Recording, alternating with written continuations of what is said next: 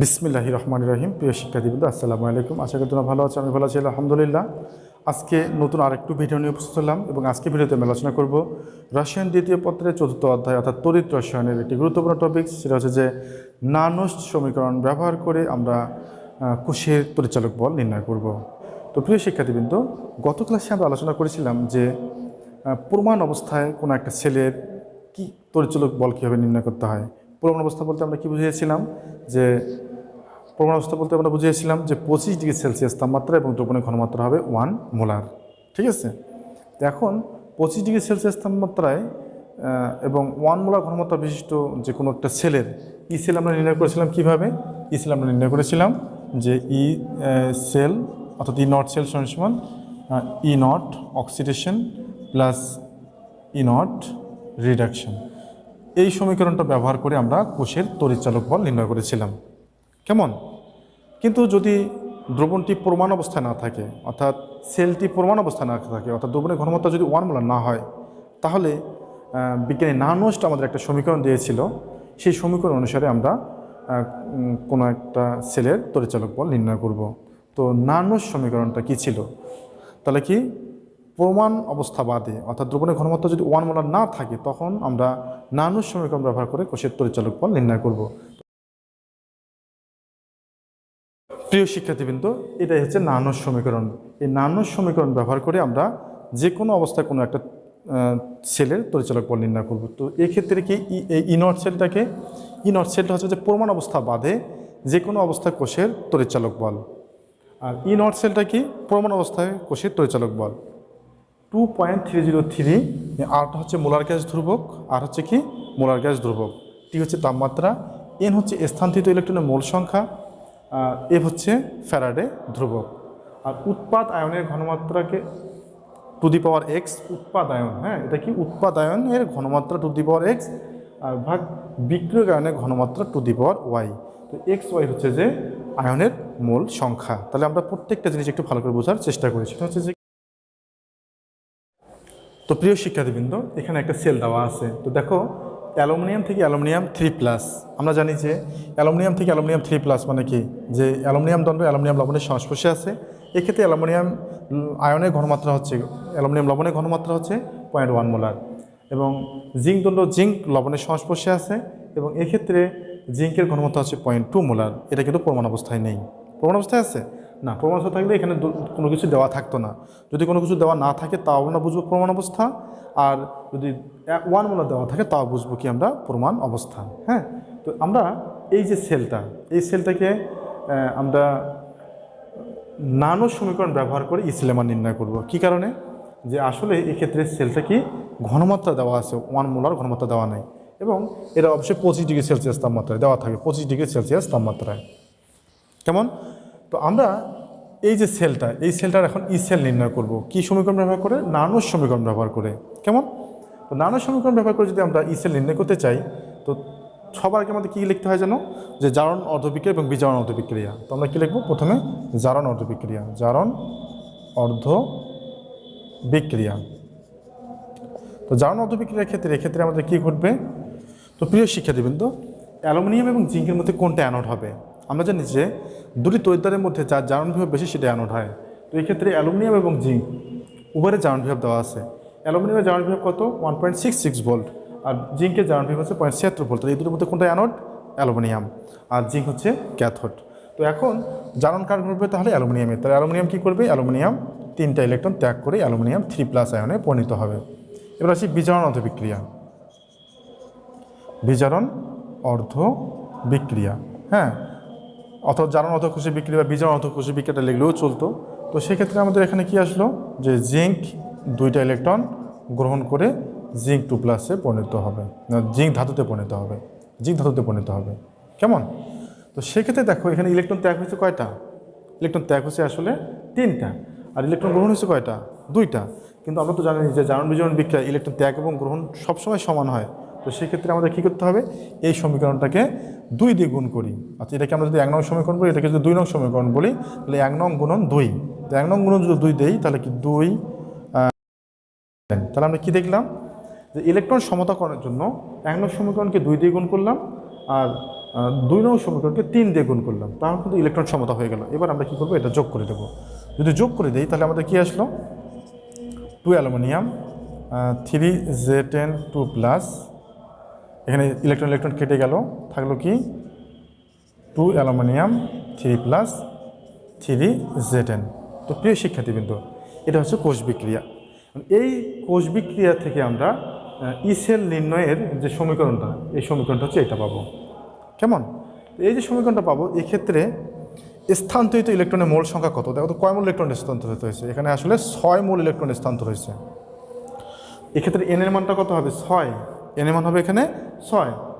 আর Faraday কত, 96,500 আমরা জানি, আর এগুলো তো সবাই জানি। এখন উৎপাদায়ন কি, উৎপাদায়ন দেখো অ্যালুমিনিয়াম হচ্ছে উৎপাদায়ন, এর কয় মোল আছে, 2 মোল, এ আছে কত, 2 মোল। আর বিক্রিয়ককে জিঙ্ক আছে কত, 3 মোল। তো সেক্ষেত্রে আমরা এই সমীকরণটাকে যদি এই কোষ বিক্রিয়ার ক্ষেত্রে উপস্থাপন করতে চাই, তাহলে আমাদের সমীকরণটা কি আসবে, সমীকরণটা আসবে যে ই সেল সমান ই নট সেলের ক্ষেত্রে আমরা কী লিখতে হবে, ই নট সেলের ক্ষেত্রে আমরা জানি যে ই নট অ্যালুমিনিয়াম 3 প্লাস, অর্থাৎ অ্যানোডে জারণ বিভব প্লাস ক্যাথোডে বিজারণ বিভব। ক্যাথোডে বিজারণ বিভবটা কি, যে জিঙ্ক 2 প্লাস, জিঙ্ক ইলেকট্রন গ্রহণ করলো, ঠিক আছে। অ্যানোডে জারণ বিভব, ক্যাথোডে বিজারণ বিভব মাইনাস, তো এখানে কী লিখলাম 2.303, আর কত 8.314, হ্যাঁ, টি কত 298 কেলভিন, 298 কেলভিন। এক্ষেত্রে স্থানান্তরিত ইলেকট্রনের মোল সংখ্যা কত, 6, আর এটা হবে কত 96,500 গুণন। এখন কি আসলো আবার আমাদের লগ নেওয়ার পর কী নিতে হবে, উৎপাদনটা কি, এখানে উপাদানটা কি, উপাদানটা হচ্ছে এখানে অ্যালুমিনিয়াম উৎপাদন অ্যালুমিনিয়াম, সে আছে কয় মোল, সে আছে 2 মোল, স্কোয়ার 2 দিতে হবে, ভাগ বিক্রিয়কণ হচ্ছে জিঙ্ক আছে কয় মোল, জিঙ্ক আছে 3 মোল, তাহলে কি এখানে জিঙ্ক লিখতে হবে, এখানে জিঙ্ক 2 প্লাস, এর নিতে হবে কত 3 মোল, ঠিক আছে। তাহলে এক্ষেত্রে আমরা যে দেখলাম এক্স এবং ওয়াই, এক্ষেত্রে এক্সটা কি 2 আর ওয়াইটি কি 3, এটা অবশ্যই কী হিসেবে হবে, পাওয়ার হিসেবে হবে। এখন আমাদের যদি আরও মানগুলো আমরা বসাতে চাই, তাহলে এক্ষেত্রে আমাদের কী আসতেছে, এটা হচ্ছে 1.66 ভোল্ট, ঠিক আছে, 1.66 ভোল্ট প্লাস। জিঙ্কের ক্ষেত্রে আমাদের কিন্তু এখানে দেওয়া আছে কি, জারণ বিভব দেওয়া আছে, কিন্তু এখানে লাগছে কি আমাদের বিজারণ বিভব। তাহলে এটাকে আমরা কী করতে হবে, জারণটাকে যদি বিজারণ করি আমরা, তাহলে ই নট জিঙ্ক 2 প্লাস থেকে জিঙ্ক, তাহলে কি -76 ভোল্ট হবে। তাহলে এখানে কী নিতে হবে, একটা মাইনাস নিতে হবে। এখন তাহলে এখানে কী আসলো, -76 ভোল্ট, ঠিক আছে।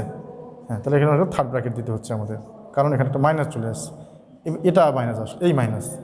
তো এখন এগুলো আমরা যদি হিসাব করি, তাহলে এগুলো বসাই দিলাম, ওভাবেই বসাই দেবো। হ্যাঁ, বসাই দেওয়ার পর লগ আসলো কি, অ্যালুমিনিয়াম আয়নের ঘনমাত্রা কত, অ্যালুমিনিয়ামের কত 0.1 মোলার, 0.1, তাহলে 0.1 উপরে কী হবে স্কোয়ার, আর জিঙ্ক কত হবে, জিঙ্কের ঘনমাত্রা হচ্ছে 0.2, তাহলে কি এই যে 0.2 উপরে কী দিতে হবে কিউব। এখন আমাদের এই যে মানগুলো আছে, এই মানগুলো আমরা এখানে বসাবো, বসাই দেওয়ার পর আমরা ক্যালকুলেশন করব, তাহলে আমাদের একটা ই সেলের মান চলে আসবে, এত ভোল্ট হবে, ঠিক আছে। এভাবেই আমরা নানুস সমীকরণ ব্যবহার করে কোনো একটা কোষের তড়িৎচালক বল নির্ণয় করব। প্রিয় শিক্ষার্থীবৃন্দ, নানুস সমীকরণ ব্যবহার করে আমরা আরেকটি কোষের তড়িৎচালক বল নির্ণয় করি। তো সেক্ষেত্রে এক্ষেত্রে একটি সেল দেওয়া আছে, দেখো একটাতে আছে ফেরাস সালফেট, একটাতে আছে কপার সালফেট। এক্ষেত্রে কিন্তু দ্রবণের ঘনমাত্রা 1 মোলার, কিন্তু এটা তো 2 মোলার, অতএব এই দ্রবণটা এই সেলটা প্রমাণ অবস্থায় নেই। যদি দুটাই 1 মোলার দেওয়া থাকতো তাহলে সেটা প্রমাণ অবস্থায় হতো, কিন্তু এক্ষেত্রে একটা ঘনমাত্রা 1 মোলার, একটা দেওয়া আছে 2 মোলার, তো সেক্ষেত্রে এই সেলটা প্রমাণ অবস্থায় নেই। তো এক্ষেত্রে এই সেলটার আমরা ই সেল নির্ণয় করব। তো দেখো তোমরা এই সেলটা এভাবে না থেকে এভাবেও আসতে পারে পরীক্ষায়। এখানে কি রাখা হয়েছে, যে ফেরাস সালফেট দ্রবণে আয়রন দণ্ড ঢুকানো হয়েছে, কপার সালফেট দ্রবণে কপার দণ্ড প্রবেশ করানো হয়েছে, এই ঘনমাত্রা 1 মোলার, এই ঘনমাত্রা 2 মোলার। এটাকে আবার এভাবে উপস্থাপন করা যেতে পারে, কিভাবে দেখো তো, মানে আয়রন দণ্ড আয়রন লবণের সংস্পর্শে আছে, ঘনমাত্রা 1 মোলার, এটা কি লবণ সেতু।